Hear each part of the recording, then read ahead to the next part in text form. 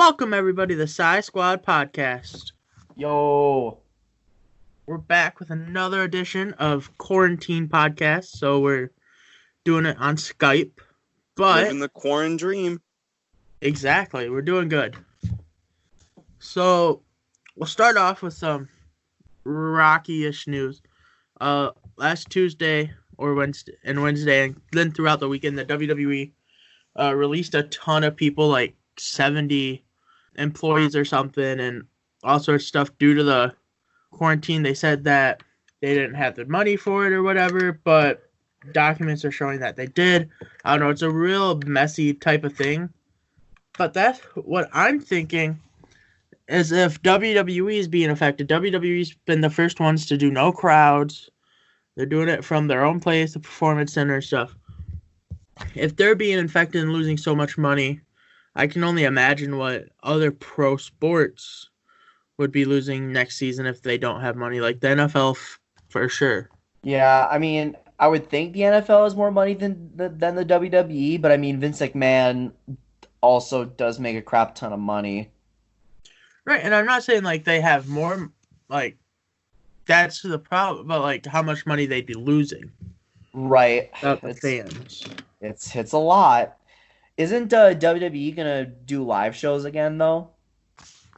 So the funny thing with that is they announced last week that they're going back to doing live shows with no fans. And then this week they're going back to they were kind of pressured into going back to the non-live format for the safety of the employees. Which is fair. So it's kind of just going flippity-floppity, flippity-floppity. But out of this, I think that a lot of the people that got released, like Rusev and Drake Maverick and the club, I think they're going to all end up going places and proving themselves. I think Heath Slater and Zack Ryder are going to be the two that surprise everybody, ending up probably in AEW or something and becoming like they were kind of jobber guys on WWE. But I think if they were given the chance, I think they could be something really special. I would agree, especially Zack Ryder. I've always liked Zack Ryder. Everybody does, and I don't know why, but it's a thing. Because he's kind of like I feel like everyone just likes the jobbers a lot, especially if they're talented. And I think Zack Ryder's talented. I think given the right circumstance, if you actually give him a little bit of a run, he could do something special. Yeah. I'm excited to see where Rusev goes, or where the Revival and you're saying the club. I'm not saying they all go to AEW, but that certainly seems like the big spot right now. I certainly don't see the Revival going to Ring of Honor, even though the Revival and the Briscoes would be a freaking amazing match, but I could see the Revival going easily to NWA though. Oh, that's yeah. They're it's the whole Jim Cornette style, even though he's not with the company anymore. So right. I could see the club going back to Japan. I think that's what probably gonna happen because they could easily just go back with Tonga and be the Bullet Club again and just set the world back on fire. Right. It'll be interesting to see what happens with that situation. In lighter and happier news, the WNBA had their draft on Friday night, and it was pretty successful. There wasn't really any horrible blemishes that happened. No. It was kind of through Zoom calls, but it looked a lot better actually than other things that they've been doing to supplement sports have. So I think if the NFL takes the same steps, it'll be really successful. I liked how it was obviously thought out and prepared, and a lot of people don't give WNBA the credit that they deserve. But right. They definitely put a lot of work into this, and so I commend them for that. No, I do too.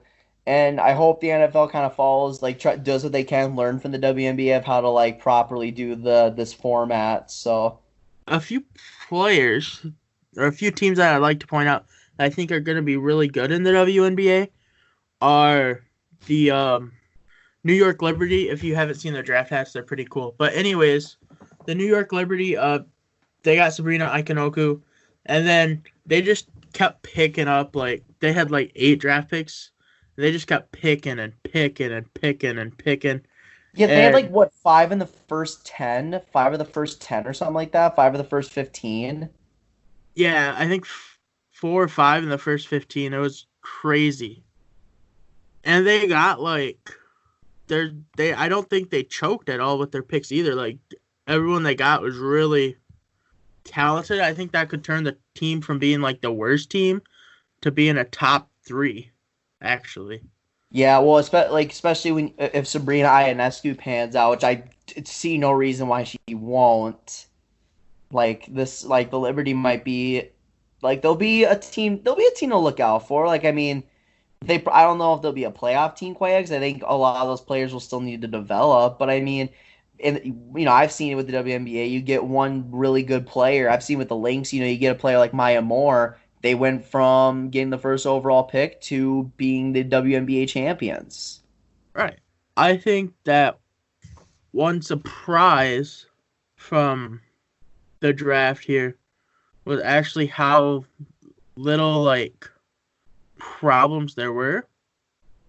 Like a lot of drafts you hear problems where like they're really iffy on people or people fall horribly. But I didn't really hear that coming from this draft. Yeah, It was kind of more so like everything kind of happened the way it kind of should have in a way. yeah. And I was happy to see that they honored uh Gigi and her teammates as being honorary selections. That was really cool to see actually as well. Yeah. Yeah, that was really cool. That was very nice. A team I would like to talk about for the WNBA, I think that Chicago Sky has a good potential. Just adding, as they're trying to get themselves a little bit younger, because they have an older backcourt with, Courtney Vandersloot and Allie Quigley. But when they picked up, I just looked at her name. When they picked up they picked up Ruthie Hebard from Oregon. I think that might keep everything running smoothly. They did. And like I'm not gonna lie, I'm obviously not like the biggest expert in WNBA, but I do know, like, I don't know, it's weird. 'Cause, like I feel like I follow the Lynx quite a bit, and I know I think like their leading scorer from last year. I'm trying to think of her name. Her last name's Sims. I think she's like pregnant or something, so I know she'll Yeah, be yeah, gone. yeah. Looking who the Lynx got, Micaiah Herbert, Harrigan, and Crystal Dangerfield. Now I don't know a whole lot about them. Like I'll have to look at the draft here quick. Like give me one sec. Let me look at the draft results so I can give their strengths and weaknesses. If someone else wants. Apparently, it really people really liked how the Lynx drafted in this draft. Yeah, I actually the first article I clicked on, Lynx score the highest marks. Awesome. So hopefully, yeah, Lynx got an A+. They got exactly what they were looking for with energetic young forward. Harrigan, she steadily moved up the draft board this season. Her MVP performance in the SC tournament, just more fuel for her rise. Awesome, I like that. And they got another guard, Crystal Dangerfield, which I know we needed a guard bad, especially not knowing what's gonna happen with Maya Moore. So heck yeah, that way Minnesota. I think Minnesota can get back to our winning ways. Yeah, I think so. I mean, there's nothing really holding them back too horribly now. Right, especially if these picks pan out. And like I said in the WNBA, we've seen time and time again when you get one star player, it can really just elevate the whole team. Like I've seen it personally with Maya Moore. or even with like Skylar Diggins, it happened with her too, and should be fun. I'm excited to see Sabrina Ionescu though. I'm really excited to watch her though. Yeah, I am too for sure. I think that she's especially will kind of light the league up to be more, because the WNBA isn't necessarily regarded as like a much watch game or anything. Right. It's not really popular, but I think she could definitely help guide the league in the right direction towards being much more popular. I know with this last year was the WNBA's first time in 2K. And I think it's going to be really fun to play with her next year. And I think that was just like those partnerships will just grow and grow, because she signed with Nike like 2 minutes after she got picked first. Yeah, too, great. so I think that it's just going to explode. Yeah, I'm waiting for the Sabrina Ionescu shoes to drop. I am too, and I'm gonna buy a pair of Sabrina Ionescu. I like her a lot. I think she can be like a big star, not only just in the WNBA, but like just in basketball in general. She is scary good, yeah. Yeah, she is. Now I'm just waiting for Paige Buchers to come out of college.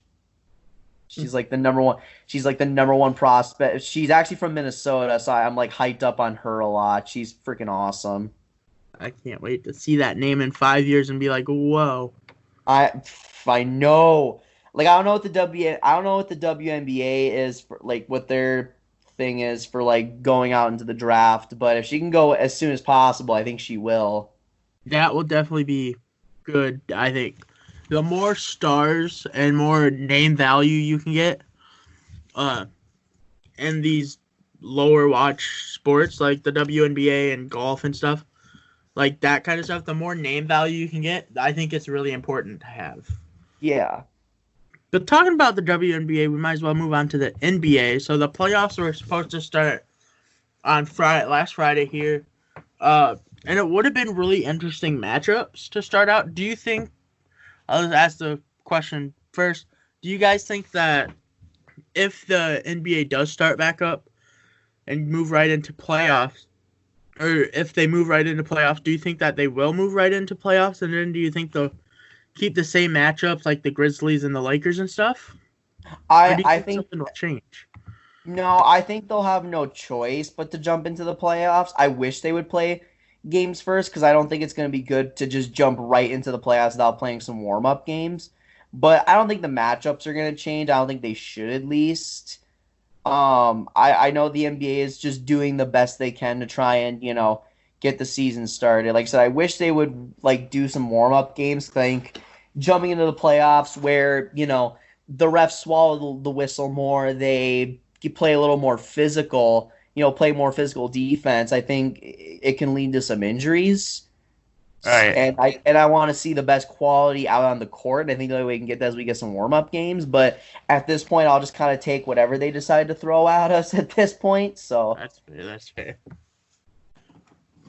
At this point, we can't really be picky, I guess. At this point, just give me anything, honestly.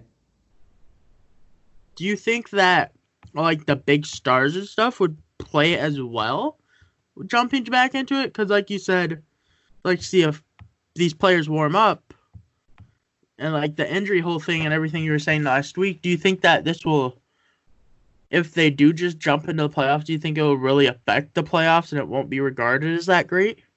No, because in some situations, I think you may have to sit some players. Like the Bucks would play the Magic first round. You don't have to play Giannis right away. You just don't have to. Right. Or like the Lakers play the Grizzlies. Like if you don't want to play LeBron for like a game or two, I think they'll still be okay. Or same thing. Well, yeah, same thing with the Clippers playing the Mavericks. Like, I mean, you may get a little scared because obviously Ja Morant and Luka Doncic are like really, really good. I would even say if the Raptors play the Nets, like you don't even have to start all the good players for Toronto right away. So, Right. But then it kind of sucks because then Orlando would have, and like Brooklyn and like Memphis, they would have to play all their best players just to have a chance. But that's just kind of the way of the land. That's just kind of how it works. So you just kind of got to pick and choose. what you think is important. And, the Grizzlies may sit Ja because it's just like, well, we weren't projected to be at this point anyway, and we don't want to make it worse by having Ja Morant get hurt, leading to leading to injury problems in his career. So it's going to be very interesting, which that's why I wish they would have 3 games to play before the playoffs started, but that's just me. One thing I did see was just getting ready for a potential playoff run. Jimmy Butler bought all of his teammates basketball hoops. Yeah. To play. I think if the NBA supplies those to all the playoff teams at least. Yeah. I think that definitely helped because then the players like Jason Tatum, who said he hadn't touched a basketball in a month since they stopped playing because he doesn't have a court or anything at home. I think that definitely helped out the situation and would help prepare him a little bit at least. Yeah. Yeah, for sure. I don't know. It's just going to be so tough because if anything, maybe see if you can schedule some exhibition games between some teams overseas maybe, and then maybe going up against teams that have NBA quality, against LaMelo's team, or sorry, it is LaMelo's team. Or RJ Hampton, maybe go up against those teams so you still get a competitive play, but not to where your players are gonna get hurt, but still getting that feel of just playing basketball. And I mean, it kind of sucks for teams like Portland and the Pelicans, who were they were fighting for it at the end there. But I think this year shouldn't be looked at if you're one of those teams right there in the middle. It shouldn't be looked at as a failure because you didn't make it because it wasn't really their circumstances, I guess. Yeah. With that, is Giannis obviously your MVP, or would you give it to Bron, or how would that go for you guys? Oh, it's a regular season award. Obviously, I think it's LeBron. I will not back down from that. But a lot of NBA media pundits have been giving it to Giannis, so it's just it's probably not going to change. I say it should go to who won the 2K tournament, so a.k.a. Devin Booker. Can't argue with that logic. That's true. He did cook up his own teammate in the finals. And I mean, the only MVP caliber player that played, I guess you could argue Trae Young if you really wanted to, but the only MVP caliber player that even played in the tournament was Kevin Durant, who got knocked out in the first round. So I don't know how fair that is. Right. But I don't know. I hope that basketball comes back, but I just don't know if it will. I don't feel like it will. I don't want to say that I don't feel like it will, but I don't feel like it will come back this year. I know, and I'm just trying to be optimistic, obviously, but I think it's going to be hard for them to come back this year. I don't think they'll be able to either. Especially with places like LA, who have the Clippers and the Lakers in the playoffs, right? And the Orlando Magic. Well, I guess that's different because Florida said Sports Story Central. But in LA, the whole state of California already kind of shut off sports for the year, saying that they're not having any events for the rest of the 2020 at any other stadium. So I'd be curious to say, would they just have to play all the games in Dallas or Memphis? Would they go to some middle ground where some neutral site? Or I'm curious to see what they do in those situations. Yeah. Another team would be the Nets, who are obviously in New York and can't play in New York right now. I think it'd be really weird to see how that would turn out. Yeah, and that's just it. It'd be interesting. Yeah, you just don't know if they're gonna if they have to do neutral site. I'm okay if they don't do any fans, but because there's currently 6 of the teams wouldn't be able to play at home. Yeah, that's it. Like you'd have to do it in a purely like neutral site for everyone, so it wouldn't like give anybody an advantage or disadvantage. But I think that would just be really hard to do personally. Yeah, Ugh. I don't know. It's really hard to think about, actually. Yeah, I just want sports to be played. So however they have to do it, that's just how I'm okay with. Hmm. Ugh. I did have a question for you guys, though.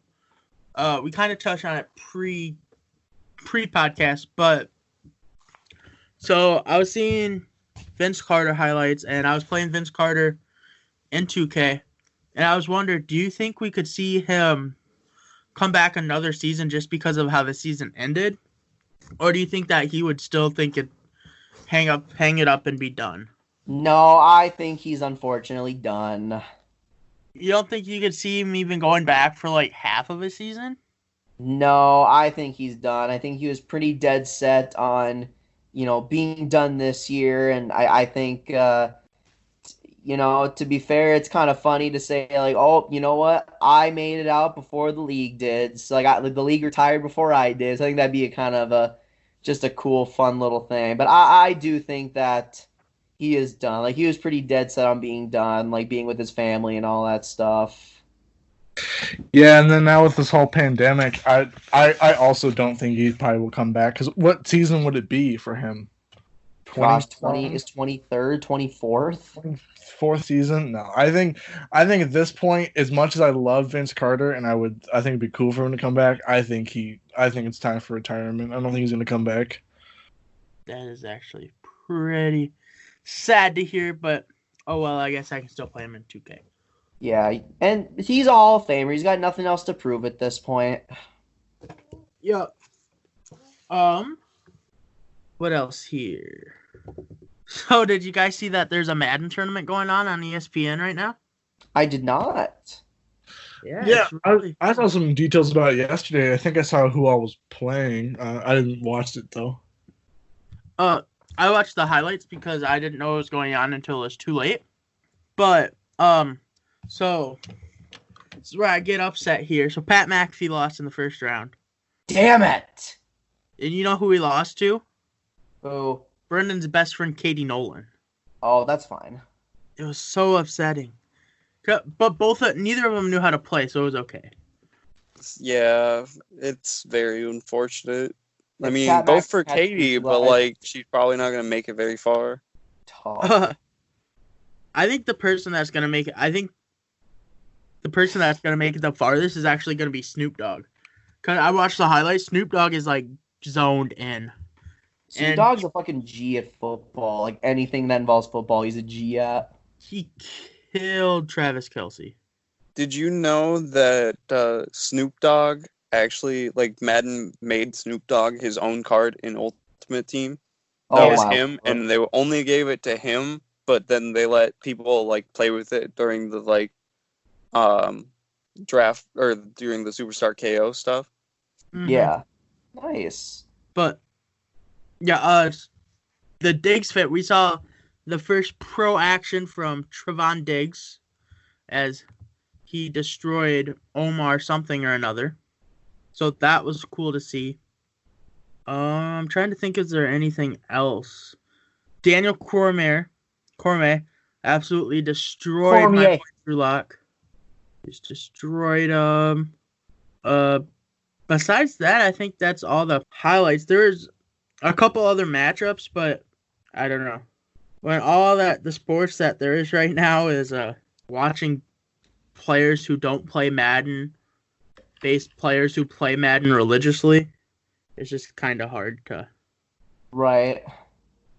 But hey, some form of sports are better than nothing, I guess. Exactly. I'm just like I said, at this point, whatever ESPN will give me, I will freaking watch it. I'm surprised they didn't have more publicity for it, though. Facts. Yeah, I think I saw something about Twitter about a couple days ago. I don't know, because I don't really know how well the 2K tournament did, so I think that maybe they were just like, oh, well, if you want to, here's a Madden tournament. 2K, the finals of 2K did really well. The Yeah, rest, I not did so not much. watch it, but I also was at work when it happened, so I was not able to watch it. That's fair. That's fair. What am I most? The matchup is Daniel Cormier versus Snoop Dogg. Is the next game up? I think they play today or something. Yeah. I'll definitely watch the highlights of that because both of them seem like they play often. But other than that, there's nothing really exciting. I was Right. surprised, honestly. Melvin Gordon went with the Chargers to play as. That was probably the biggest shock of the game. But D-Hop joked about going with the Texans, but then he went with the Packers for some reason. But other than that, there wasn't really anything exciting. I think DeAndre Hopkins, when he was growing up, was a Packers fan. I think I read that. That would probably make sense then. But to real sports, are you ready for franchise mode? Yes, I am. Alrighty. So this week on franchise mode, I have the Dallas Cowboys. So we're pretty late in free agents here and coming up on the draft. So with the Cowboys, there is two main things they need to focus on. One of them is filling in holes. So they lost a lot of starters in free agency. On the defensive side, they lost Robert Quinn, Byron Jones, Chef Heath, and Malik Collins. And on the offense, they lost Travis Frederick, Jason Witten, and Randall Cobb. So you're looking at 7 starters off their team gone in free agency. They've already filled in and replaced some of these guys. They have signed Gerald McCoy to fill in their defensive tackle spot, and they signed HaHa Clinton-Dix as a safety. But I think in free agency, with the players still available, I think some potential pickups for them could be, I know tight end is a problem for them, so Trey Burton, who was just released by the Bears a couple days ago, he could be a good free agent pickup for him, a veteran tight end. Otherwise, one of the other big areas of need is backup quarterback. A good potential backup could be Jameis Winston. The Cowboys could try to work out some sort of trade with the Bucs. Otherwise, in the draft, I think they should be able to fill in some of the holes too. In my mock draft, I had them drafting Clavin Carson, the end from LSU. I know I butchered his name. Calebon Chason. Calebon Chason. I actually also have the Cowboys drafting him. I think he'd be a good replacement for Robert Quinn, who was a solid starter for him last year at defensive end. The other main problem around the Cowboys right now is Dak Prescott and whether or not to pay him. Personally, I'm not. It's hard to pay. I think it'd be hard for the Cowboys to give Dak Prescott the money he wants. I have heard recently, and I've been looking it up, they have had good contract talks, and actually today apparently they were sitting down and having contract talks. So I think the Cowboys are going to pay him, and he's going to get a lot of money. Oh, you said today, right? Yeah, I know they were talking today as well about contract. Okay, because I know a couple days ago apparently like no one was nudging, but that was also a couple days ago. Yeah, and I also read that they didn't want to pay him. Like somebody came out and within the organization and said that they weren't wanting to pay him that amount that he wanted. Jeez. I think Dak Prescott's going to get paid, and it's going to be a decent amount. I don't see the Cowboys not paying him. I don't see any scenario where they don't pay him. Yeah, I would agree. I think Dak Prescott has earned a payday. Now, he doesn't deserve Patrick Mahomes' money, but I think he's definitely deserved a payday. You know, being a 4th-round draft pick, multiple division championships, you know, obviously he's now hasn't gotten to the NFC Championship, but... And I think him and Zeke, and they have enough young talent around that they should, or that I would assume they're going to try to pay Dak and build around him still. I think he's the face of the franchise, you know? Yeah, the biggest issue is just like, you know, you gotta try and win a Super Bowl on a rookie deal, and if they sign the quarterback, it's gonna be hot. It's gonna be hard for, for them to get any other players that are going to help them out. But it all starts with the quarterback position. If you don't get that right, you're definitely not getting anything right. Yeah, and it sucks. They lost so many free agents, starters Yeah, they did. Lost a lot of starters, and could they be saving money to pay Dak Prescott? I don't know. I don't really know what the Cowboys' plan was there. Seems like everybody just left all at once. Yeah. They did retain Amari Cooper though, which I thought was a good idea because Amari Cooper, I thought he was really good with them, and I think if they can pay Prescott too, I think they're a good combo. Yeah, I agree. So what other fixes do you think the Cowboys need to make in order to go into a playoff season as the goal is? Well, like I said, I still think they need to fill a couple holes. Trey Burton, I think, would be a great addition for him. Obviously, just being released by the Bears. I don't know. He's had an injury problem the last couple of years, so you'd have to evaluate that risk. And he probably wouldn't earn as much as he did on the Bears just because of all his injuries. But I wish they had more picks in the draft. They really don't. They just need to – I think they need to pay Dak, and they need to patch holes for this year. So realistically, with where they're at now, where do you see them going in this next season? I mean, if they were able to sign a couple more free agents here and their draft went okay, I think it's going to be hard for them to win the East. I think both them and the Eagles are kind of going to be those 9-7 teams next year. So I think there is a chance they can win the division, but I don't. I see them going 8-8 or 9-7, and I don't know, maybe just making the playoffs or just missing them. All right. Well, that was franchise mode. Yeah. Edition. Noah, are you? Please be the Bears. Please, for the love of God, be the Bears. All right, let's get this set up here. Oh my God, I hope I get the Bears. You see my screen? I do not. How about now? Oh, now I do. Yep. Perfect. Oh, please be the Bears. Alrighty. So here we go. Who is Noah gonna get? Please be the Bears. Franchise mode. Kansas City edition. Oh, damn. Well, okay. All right, easy enough. Not much you really need to do there. I was going to say, that'll be the easiest assignment I've ever had. All right, so next week, make sure you tune into the SighSquadPodcast for Noah to franchise mode, Chiefs edition, to try to get them back to the championship.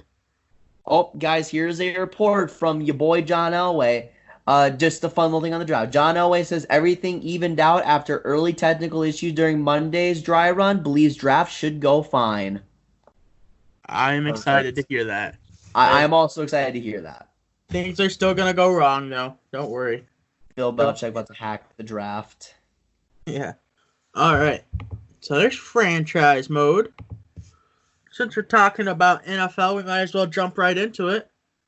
So the NFL draft, if you didn't know or have been living under a rock, the NFL draft is still going on this Thursday. We'll be giving out our reactions on social media to what's going on during the draft. And depending on how the draft is, we might do something after the draft just to recap it or something. But so stay on social media for the lookout on any announcements on that. But what do you guys see going down at the draft this Thursday? So I have a few bold predictions. Alrighty, I love those. Yeah. Joe Burrow will not get drafted in the first round. No, I'm just kidding. I do think, though, one thing that I think will happen early is I think the Chargers will trade up for third overall for Tua Tagovailoa. I think someone's gonna take a chance because I think Miami should take that chance because last time they didn't take a chance because of an injury. It happened to be Drew Brees.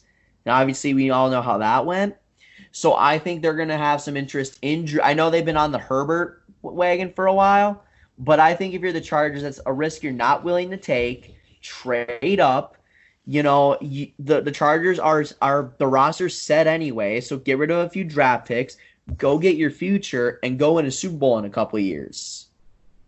Yeah, and I'm sure the Lions would probably be happy to trade down to 6 because they probably can still get the same guy they want at 6. Yeah, they're gonna get they'll get Okuda regardless, so it doesn't affect the Lions at all.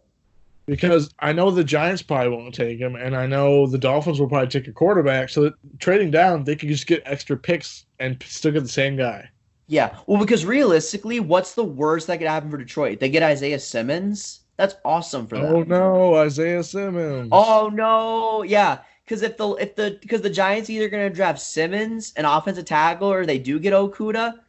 Perfect. The Lions can get Isaiah Simmons, and then it's like, oh, darn. He's probably the second. He's probably the second best defense player in the draft. Oh no. Plus, the Lions have had problems with finding linebackers forever. Exactly.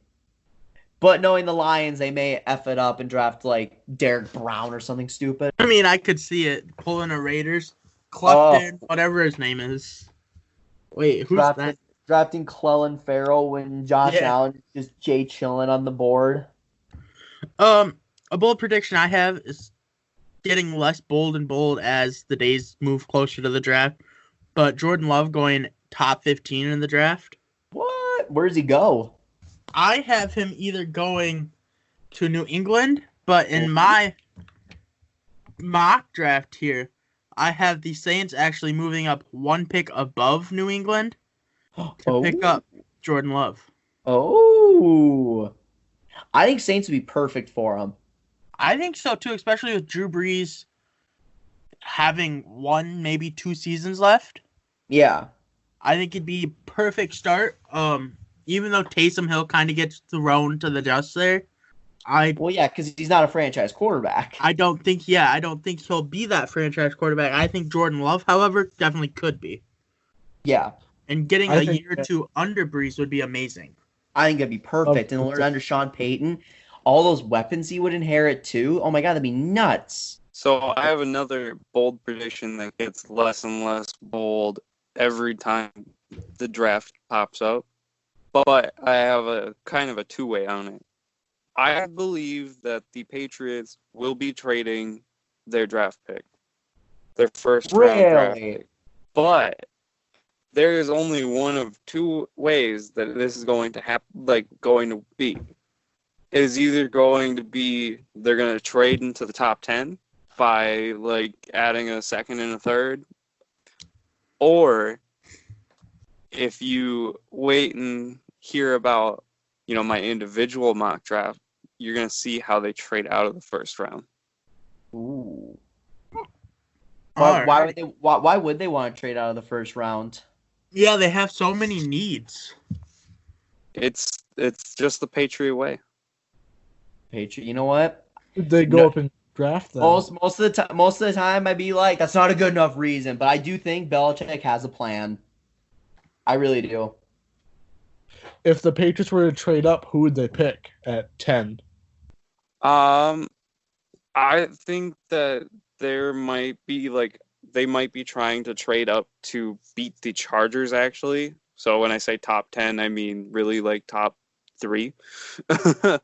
To try to get Tua. I did read reports so that the Patriots are going to use a premium pick on a quarterback. I saw that too. They're going to use their 3rd round pick to get Jake Fromm. Technically, that's not a premium pick. Premium pick is the first 2 rounds. They're going to trade up to get Tua? What? They're going to trade. They're going to get the first overall pick? What? I would be so sad if that happened.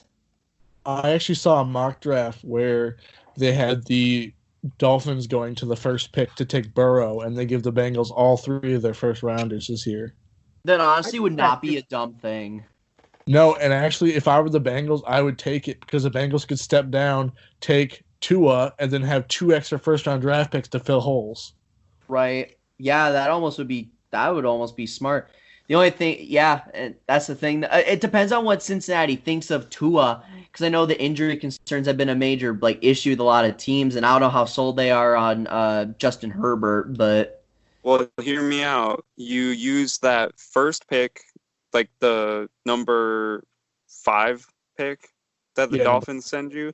You use that on like a defensive piece because you'll have probably an Isaiah Simmons or Okuda chilling right there, depending.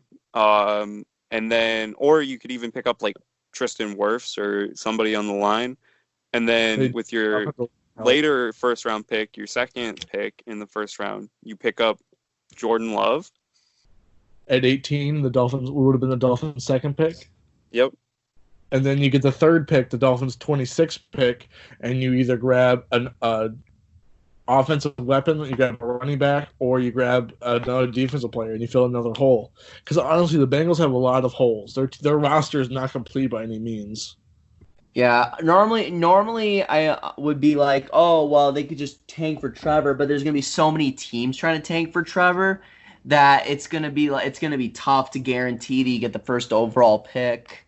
I mean, you could get Justin Fields also, but I definitely think next year's hot commodity is obviously your boy Trevor Lawrence, as it should be. Well, question for you though. So, Sure.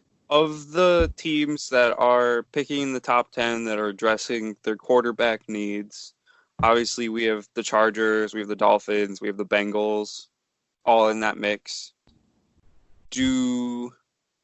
Is there a possibility that you see, who needs a quarterback next year?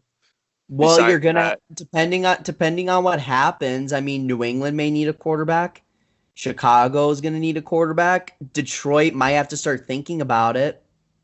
The Bucks will definitely have to start thinking about it. Yeah, Bucks will have to start thinking about it. Trying to think. Pittsburgh may have to start thinking about it. That's thing. You could see even team, not so much team with the first overall, a terrible team, but it's teams may need to start trading up to get them. I wouldn't be surprised if the first overall pick is traded to a different team if they don't need a quarterback.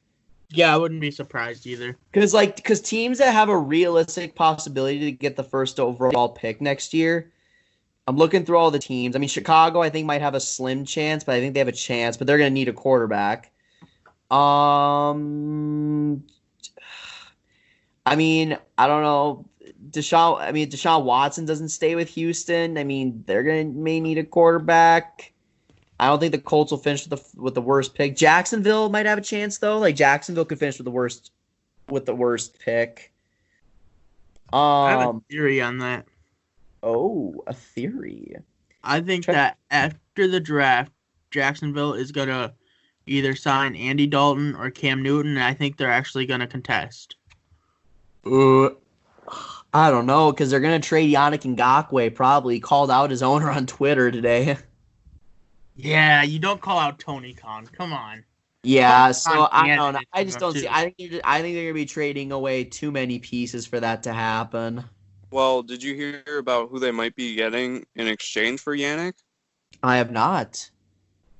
Matthew Judon? Oh, they would trade him to Baltimore. That is a scary Baltimore team. Makes Baltimore better, but then the Jags get a really good linebacker core. And with Josh Allen and Matthew Judon.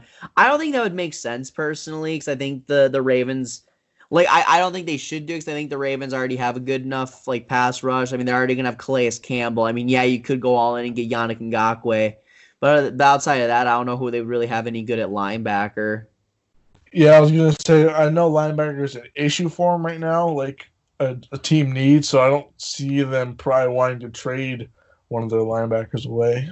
Right, but I mean, in theory, though, I mean, because that's how I would personally think too, but then one would argue, it's but you have the chance to get Yannick Ngakoue and Calais Campbell on the same team again, that would be disastrous. It would almost compensate for no linebackers, because the QB pressures they would face would be just disruptive. Plus, if the Ravens snag a good linebacker here in the first round, then they'd be more ample to trade after the draft. Well, Because they may not even need to get one in the first round. Like, there's going to be some good linebackers. Like this isn't a very good linebacker draft, but you can get some good guys like Malik Harrison, Zach Bond out of Wisconsin. Like you can get some solid enough guys like in the later rounds if you really needed to.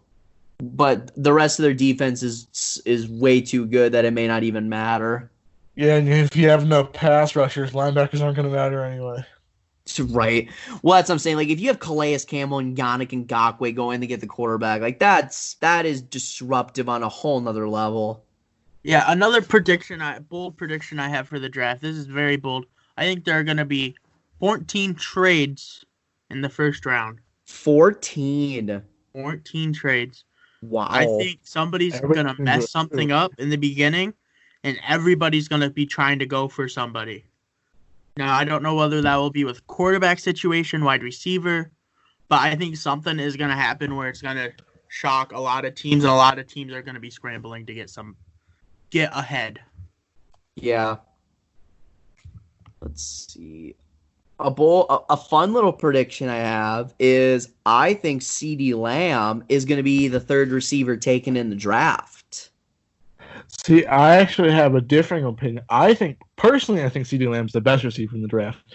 I think he's going to go not only first, but we're going to see 3 linebackers go off in a row. At 11, 12, 13, the Jets, the Raiders, and the 49ers are all going to take a wide receiver. I could see that for sure. How do you have that order? My order right now is the Jets take CeeDee Lamb, the Raiders get Jerry Jeudy, and the 49ers get Ruggs. Because let me get my mock board here. Because I have the Jets, because I do think it's going to be back-to-back with wide receivers. I think the Jets are going to go tackle. I think they're going all in trying to protect Sam Darnold. I have Jerry Jeudy going to Vegas. I have San Francisco getting Henry Ruggs because here's why. San Francisco witnessed firsthand how speed can matter for a wide receiver. Like, San Francisco lost the Super Bowl because speed kills with Sammy Watkins and Tyreek Hill. Like, they saw it happen. So I think Kyle Shanahan's going to want a piece of that pie and try and show off this arm of Jimmy Garoppolo, which he overthrew Emmanuel Sanders. Like, that's a throw you have to make in the Super Bowl. If that was Henry Ruggs, he's probably fast enough to go get that ball, that overthrown ball. So that's my personal opinion on it. I think Tampa's drafting a tackle, and then I think CeeDee Lamb will just fall right into Denver's lap. I'll take it. Yeah, in my mock draft, I thought about tackle. I had my top 3 tackles go off the board by the Jets already. I think CeeDee Lamb's the best receiver in this draft. And in my mock draft, the Denver Broncos don't draft a wide receiver because all 3 of them are taken. Who does Denver draft then? I have him getting C.J. Henderson from Florida, the corner. I have him taking Kenneth Murray. I have Denver getting CeeDee Lamb. So the way I see it is either Denver trades up to get a receiver, or Denver won't get the receiver. I don't think that come pick 15, the Broncos have, right? Come pick 15, I don't think that those 3 receivers will be there. Right. No, I don't think so either. And but this is still such a deep wide receiver class. Like we're forgetting about Justin Jefferson or Brandon Ayuk or Denzel Mims. Good receivers, but I honestly think the Broncos can wait to the top of the second round and get somebody good. I mean, yeah, but at what? Like, yeah, they could, but like they're gonna they can get someone like Laviska Shenault who has injury issues, and yeah, I certainly think there's less good DBs, but in terms of the separation between quality of wide receiver, I think it's like you have your first round times, like you have those first 3 guys. I mean, because Justin Jefferson is among those elite as well. So you have the chance to get Justin Jefferson. You got to go do that because in the NFL, you got to do what's best for you. Like, especially when you have a young quarterback, you got to make everything as successful for him as possible while he's still on a rookie deal. That's the time to capitalize. I mean, and I know Denver will need a secondary, but I mean, they still have what's his name, Duncan? Who? Bradley Chubb? Who was the really good defensive back for him last year? Justin Simmons. Justin Simmons. Justin Yes. Simmons. Yes. Best safety in the league. Ooh. But anyway, EPF so they rated. they have some help in the secondary. I don't know. It's going to be tough. I personally think they need to go wide receiver either way. I think they need to make the best of what is presented to them at wide receiver. And if you have the chance to get Justin Jefferson, that's still about as good as they come. The guy can just catch anything that is thrown to him. With a young quarterback, you're going to have those kind of growing pains. If you have a wide receiver that can make it easier for your quarterback, I think that's what you got to go do. Because in the end, it's offense that wins. That's winning championships for you nowadays. And well, I thought about too. I just thought 15 was a little too rich for Justin Jefferson, and I know he is definitely the fourth wide receiver, and I think he's really good. But in my mock draft, C.J. Henderson falling all the way to 15, I think he's such a great player that he's worth taking there for the Broncos. Yeah, no, and C.J. Henderson is very, very good. I have him going 16 to Atlanta, but I just think I don't know. It's going to be tough because, like I said, it's tough because you have so many talented players that it's going to be hard to see any of them fall. So it just depends on how the cards fall. Because obviously I have the Jets taking a tackle, so the Denver's fine. They're going to get CeeDee Lamb. So mock drafts are so tough because it's just it's all based on how you view it and what they need. Because I think the Jets are a tackle away from having an elite offense, personally. I think Sam Darnold, once he gets – because the Jets got a couple of good offensive linemen in the offseason. Then if they get Jedrick Wills, they're going to be a solid offense. And then, but then you said, when the Jets decide to go wide receiver, then it's like, oh, shoot. I think with the loss of Robbie Anderson, there's not going to be enough targets for Darnold to throw to. I couldn't even think of the top three receivers. But if you have a good enough quarterback, I mean, they'll make the weapons work. But the thing with Sam Darnold is he's getting pummeled all the time. You can't let Sam Darnold see ghosts, but I also don't think Quincy Enunwa is a first receiver. Granted, the Jags did release Marquise Lee, so remember that he is now a free agent. Yeah, but and the thing is, though, is I'm pretty sure, I think Denver could benefit more, or excuse me, who are we talking about now? The Jets. I think the Jets could benefit more because I think they have a pick before Denver does in the second round, so I think they would benefit more from getting a wide receiver in the second round as opposed to Denver. And actually, in my mock draft, I only have 5 receivers go in the first round. So T. Higgins, Brandon Ayuk, they all fall to the second round. Oh, goodness. Let me see how many wide receivers I have. So the wide receivers I have going in the first round, I have – so the first one being taken is Jerry Jeudy to Vegas. I have Henry Ruggs, CeeDee Lamb, Justin Jefferson, Denzel Mims, Brandon Ayuk, Jalen Reagor to Green Bay. I have 7 wide receivers going in the first round. I have Justin Jefferson at 4, and then I have Denzel Mims, and that's it for my first round. Ben, speaking of Green Bay, this is kind of swerving the topic. I want to get your opinion on something. So there have been rumors that the Packers would draft a quarterback in the first round. What is your opinion on that? I have my opinion on it, but I want to know from a Packer fan what your opinion is on that. I was also going to ask you that. I think one of the main reasons right now is we kind of don't have literally anybody behind Aaron Rodgers. We've struggled with a backup for years, and the thought would be to get a backup and then comb him and train him up for the next few years. I don't think they will take one in the first round. I know Aaron Rodgers has come out. He said he don't think they're going to take one in the first round. I don't know. I don't think they will take one in the first round this year. I think the quarterback could be something they target, though, just because we have nobody behind Aaron Rodgers. So if Aaron Rodgers gets hurt again, we're screwed. So I don't know. I could see him taking one. If the Packers drafted a quarterback, you wouldn't be upset about it. I don't want them to use the first pick on a quarterback. If we snagged one in the third round and we got a semi-good college quarterback in the third round, I'd be okay with it. But I want them to spend the first. We have the last the last offensive playmaker that we drafted in the first round was Aaron Rodgers. So we need to rest somebody else. Yeah, I agree. I think it would be incredibly stupid. Like, I'm not even going to think of a nice word. It'd be stupid for the Packers to draft a quarterback. This is your Super Bowl window right now. You're getting the last years of Aaron Rodgers in Green Bay.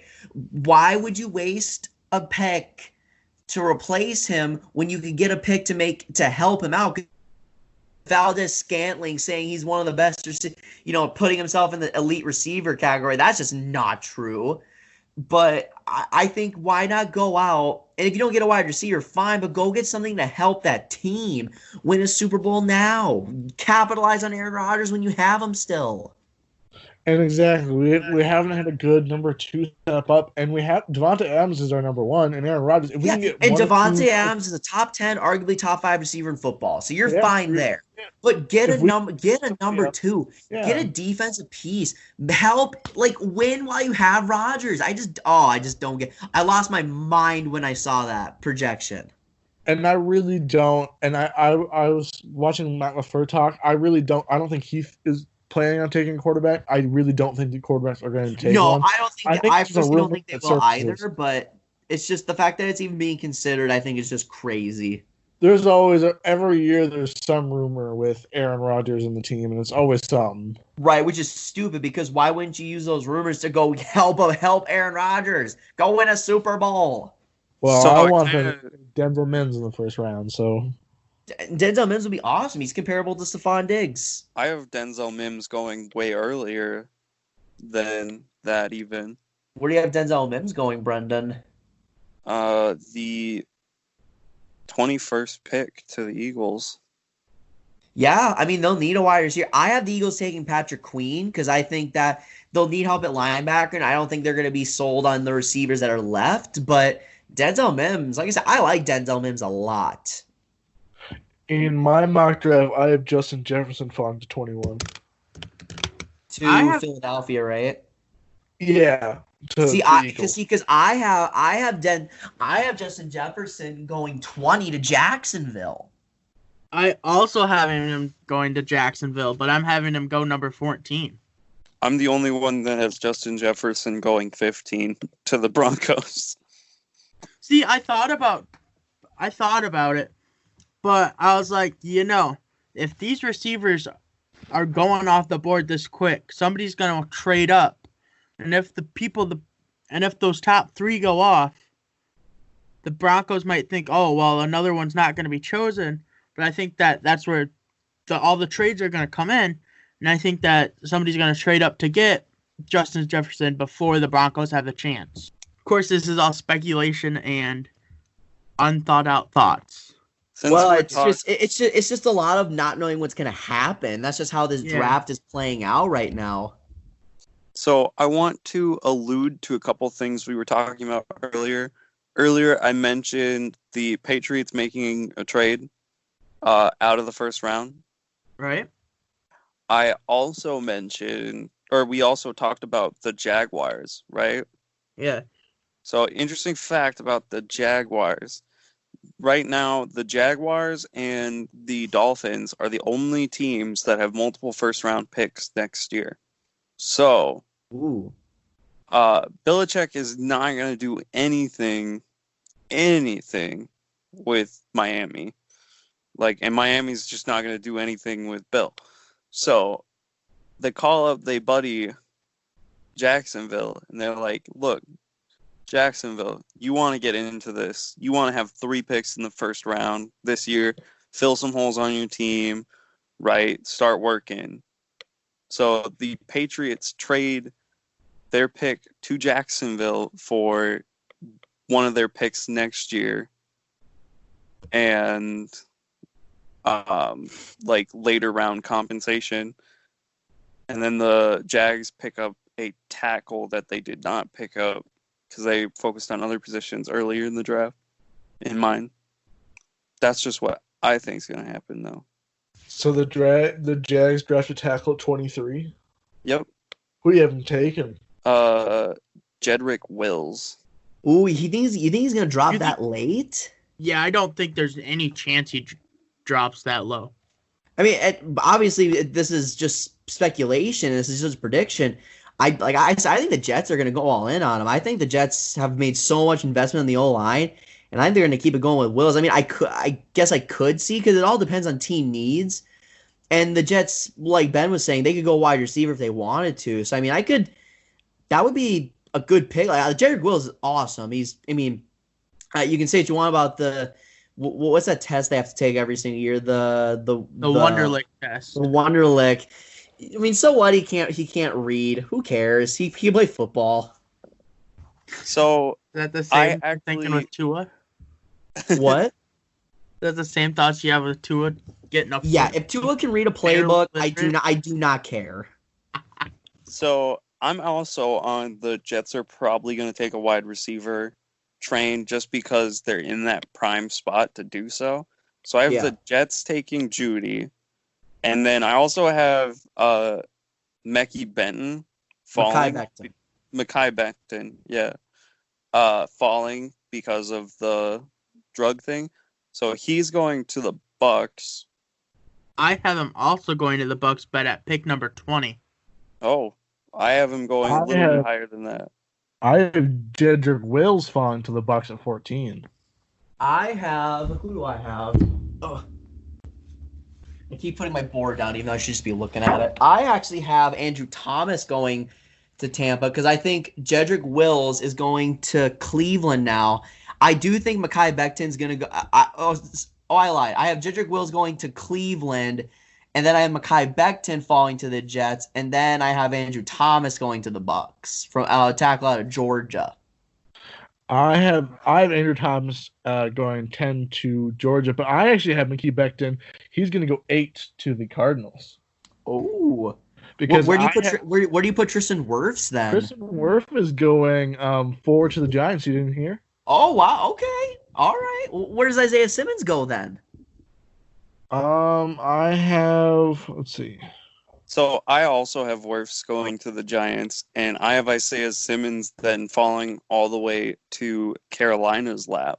Oh yeah, if Carolina will take, because I have Carolina drafting Brown, but if Isaiah Simmons does fall there, they're gonna take him in a heartbeat. Because I have Wirfs going to Arizona. Oh, so much stuff that could happen. So with forgot about Isaiah Simmons. He's not even on my mock draft. Really? Ben, you were so hyped on him, though. Wait, Ben, where do you have him going? I forgot about him. I have the Panthers taking Derek Brown. I totally forgot he exists. So with me having the Panthers take Isaiah Simmons, I have Derek Brown actually dropping to the Jags, and that's kind of part of where, like, they push off getting a tackle because Derek Brown's just good talent. Yeah, it's interesting. I have the Jags taking with my 3-pick assumption. They'd be taking D-line, corner, and then tackle. And you'll be able to see all these picks, by the way, on our social media. In case you're like looking and they'll be like, or listening, and they'll be like, let me look at my board here, and you hear something and you're like, wait a second, you can just go on our social media and find it. True. I feel like my mock draft will not be super accurate because I'm making random assumptions that are kind of educated and going with it. But that's fair. I've been changing mine all the time because the one I have right now is definitely going to change before Thursday, and the one that I had yesterday is completely different than the one I have today. All right, guys, I fixed mine real quick. All right. So I have Simmons going 4, Wiss fall down to the Cardinals, and then I thought that maybe if Mekhi Becton was there at 10, that the Browns would take him. But I've actually heard the Browns are really high on Andrew Thomas there. So I have him falling down to Mekhi Becton, actually down to 20 to Jacksonville's 2nd pick. Yeah, I think Mekhi Becton's definitely going to fall. The question is just how far is he going? Yeah, I think he'll fall out of the top 10 now. I mean, I think he's gonna be way too good to not get taken. But like I said, with the drug test fail, I mean that'll definitely be a huge factor of him dropping. The biggest thing, though, I think with that is what did he fail? Like, he failed the drug test, but what did he test positive for? I think if we knew that, I think it'd be a lot easier to predict where he's going. I'm pretty sure it said, didn't it? No, I don't. From what I heard, it's in the new CBA that they don't release what you fail for. I'm pretty sure I read it was marijuana. Is that what? Because that would change it. Because I don't think he'll fall as far as I have him falling if that's all it is. Yeah, because obviously if it's marijuana, I mean they're not gonna test for that thing test for that much anymore. So yeah, I don't know. It's gonna be very interesting. Let me find out here. Yeah, from what I'm seeing, I'm just seeing that it has been flagged. Huh. Yeah, because I didn't see what he got tested positive for. I just know he failed the drug test. Yeah, this is the 5th website I'm looking on. Tennis players be like, whack, The test for like whack. whack, whack. This one says Zach Bond was another player who got flagged at the combine for it. Perfect. Fall to LA. Drop to the Rams. Love it. I love to hear it. Yeah, it's crazy because there was multiple people that failed it, but all I'm hearing about is Mekhi Becton. Well, He's probably the most notable. Yeah, on Zach Bonds, apparently it was a diluted test, and that's why he got flagged.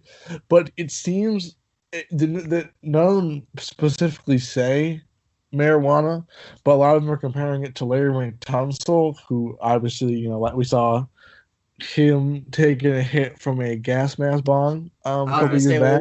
We saw an actual picture. I mean, I feel like it's probably marijuana. I saw the other day that TJ Lang, the offensive lineman, said, "Who cares? It's just a little pot." That's what I saw. I don't know. I don't think it's a major deal. I doubt he was doing any insane hard drugs. yeah, I would too, but I guess you never know until it actually comes out. Well, that's interesting stuff. Indeed. I just realized another weird thing with my mock draft is I have Javon Kinlaw going at 22. I have him going 13 to the Falcons. I have him going 9 to the Jags. Really? I also have him going 9 to the Jags. I actually personally like Javon Kinlaw more than Derek Brown. I think Javon Kinlaw is a better pass rusher. I like Javon Kinlaw more as well, but I think the Panthers are sold on Brown. Yeah, no, I think they are too. That's why I don't think they're going to take Kinlaw, Right. but I like Kinlaw a little more. Yeah, and I have Brown going 7 to the Panthers, and then Kinlaw going two down to the Jags. And I really like Kinlaw too. And I saw mock drafts where a lot of people think he might even fall down to 16 and 17 Falcons Cowboys. I think he's going to be a top 10 pick. Yeah, no, I think Javon Kinlaw is worth the top 10 pick.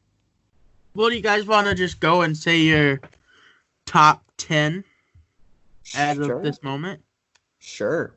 Okay. I'll start out with mine because mine's special. So I have Joe Burrow, Chase Young, Justin Herbert, Isaiah Simmons, Jeff Okudah, Jedrick Willis, what's his name? Brown. Blanking on his first name here. Derek Brown. Yep. Derek Brown. CeeDee Lamb, Tristan Wirfs, and then the Thomas. Andrew Thomas. And then, is that 10? That's 10. Yeah, so with mine, I'll go really quick. I have Joe Burrow going numero uno, Chase Young 2 to the Redskins, Jeff Okudah 3 to the Lions, Isaiah Simmons 4 to the Giants, Tua goes 5 to the Dolphins, Justin Herbert goes 6 to the Chargers, Derek Brown goes 7th to the Panthers, Tristan Wirfs goes 8 to the Cardinals, Javon Kinlaw goes 9 to the Jags, and Andrew Thomas goes 10 to the Browns. Yeah, I've got Burrow going to Cincinnati, Chase Young at number 2 to Washington. I have the Chargers trading up to 3rd to get Tua. I have the Giants taking Isaiah Simmons. I have Justin Herbert going to Miami. And now with Detroit getting the 6th pick, they're still going to get Jeff Okuda. I have Carolina drafting Derek Brown, Tristan Wirfs from Iowa getting drafted to Arizona, Javon Kinlaw going to Jacksonville, and I have Jedrick Willis going to Cleveland. Who you have, Brendan? So I just made a change. Like, I'm in the middle of making a change, I should say. All right. So I got Joe Burrow going to the Bengals. Right. Chase Young, Okuda, Wirfs, Herbert, Tua, Isaiah Simmons, Andrew Thomas, Derek Brown, and then actually I'm moving Jedrick Wills to the 10 spot.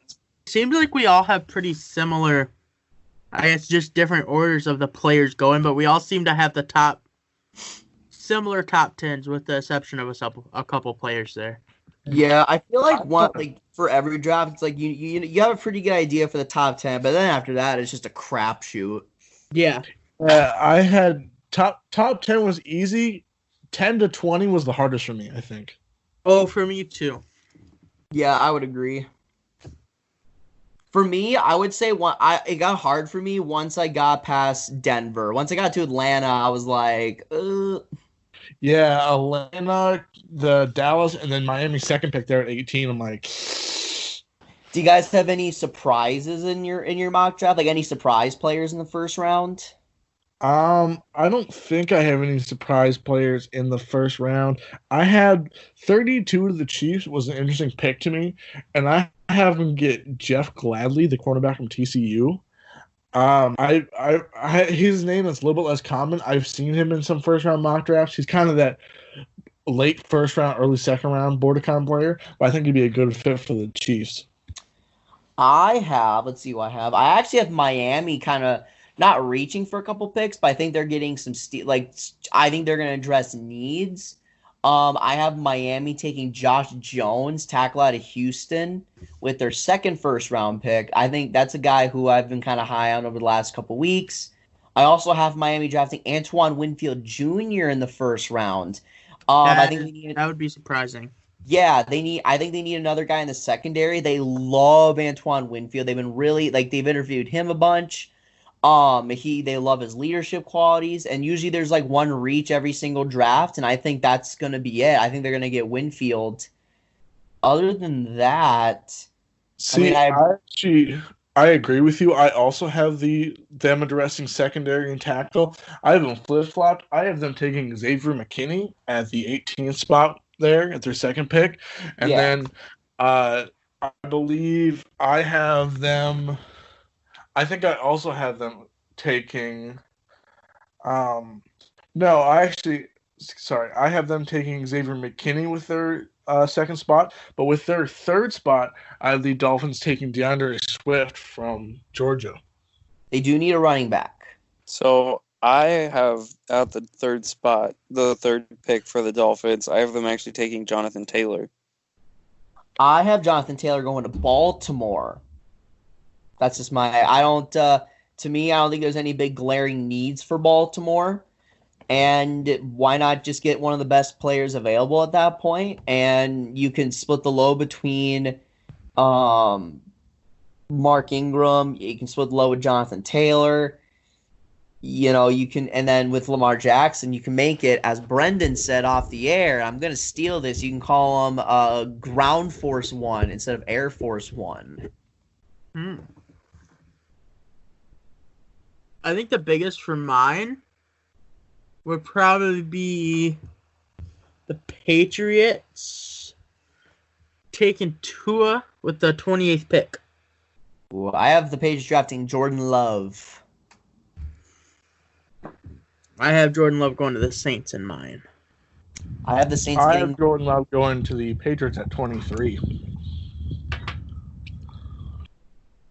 I have I have the Saints drafting Brandon Ayuk out of Arizona State.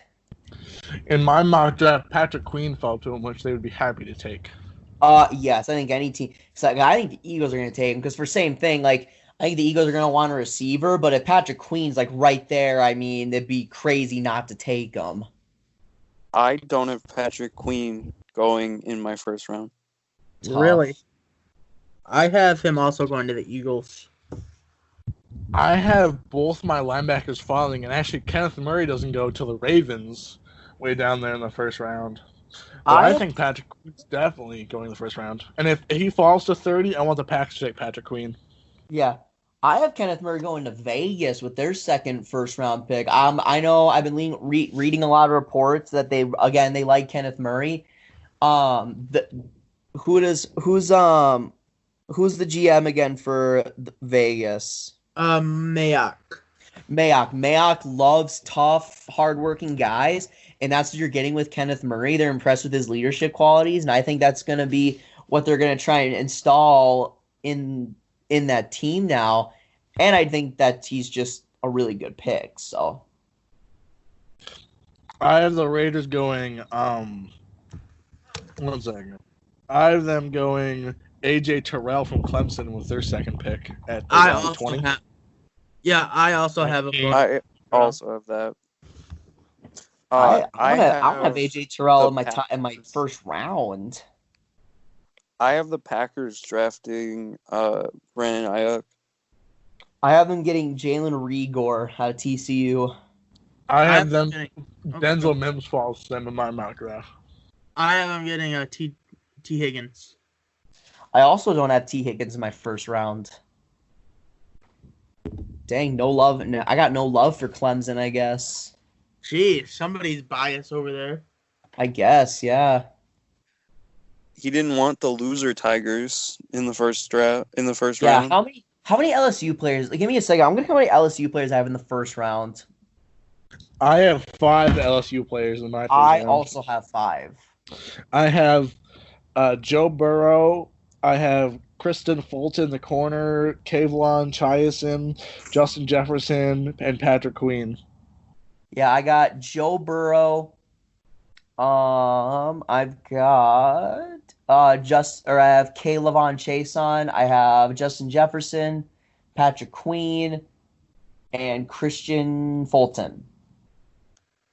The I have exact all same 5. those same ones except for Queen.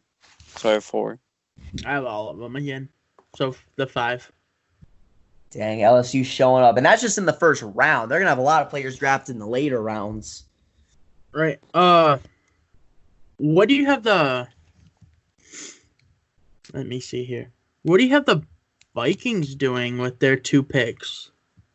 I think the Vikings are the hardest draft for this year. Yeah, I struggled with them as well. Go ahead, Brandon. I knew what positions they wanted to go for. I just kind of went back and forth on who they should get. I had the Vikings with their first pick getting Denzel Mims because I think he, like I said, I compare him a lot to Stephon Diggs, so I think they're going to want that kind of similar player at that position. And then I have Christian Fulton falling to Minnesota with their second first-round pick.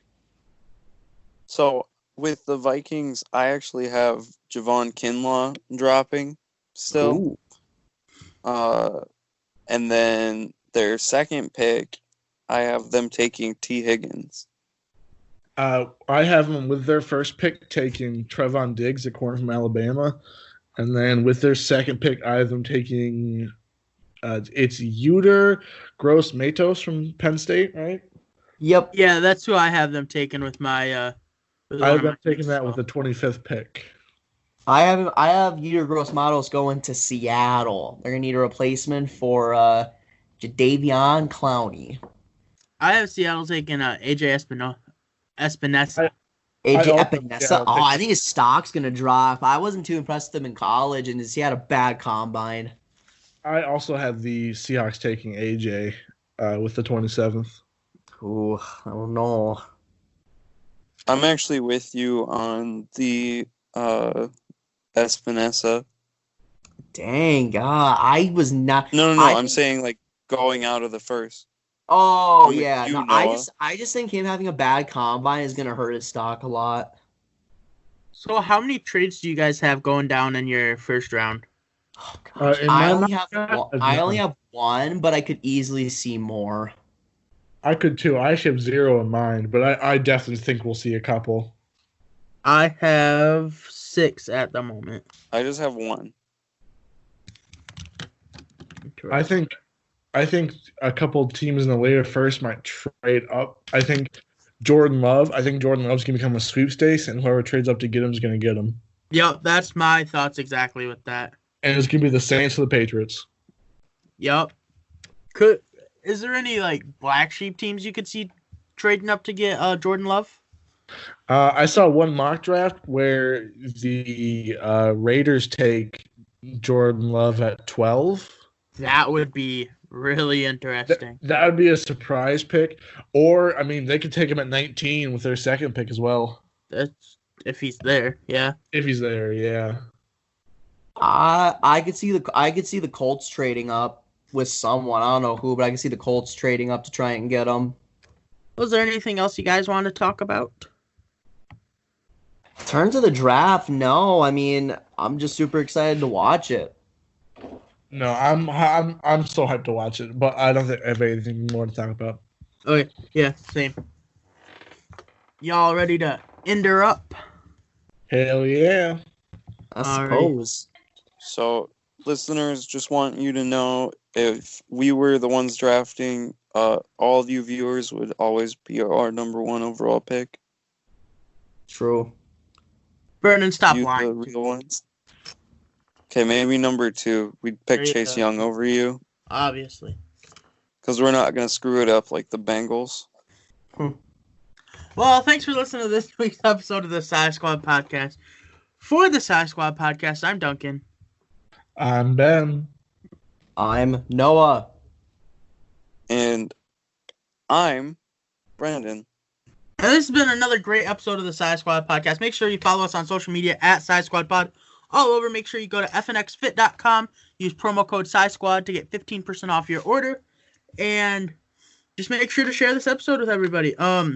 We do have all of our prospects that we've gone through are in a bonus episode just called Pick Prospect in the archives. Make sure you go to look at that if you want to listen to what we thought about these players. We have 22 different players, so it's quite a selection. If you just want to move around, I kind of listed the players in the description below kind of in order. So if you just skip around to, like, say you want to listen to something about Jordan Love or Shane Lemieux or something, you can skip around and find that. But it's there for you. If you want us to do any more before Thursday, just tweet us at SighSquadPod. This will be released as soon as I get it done. And so, as always, thanks for listening, and have a great rest of your weekend.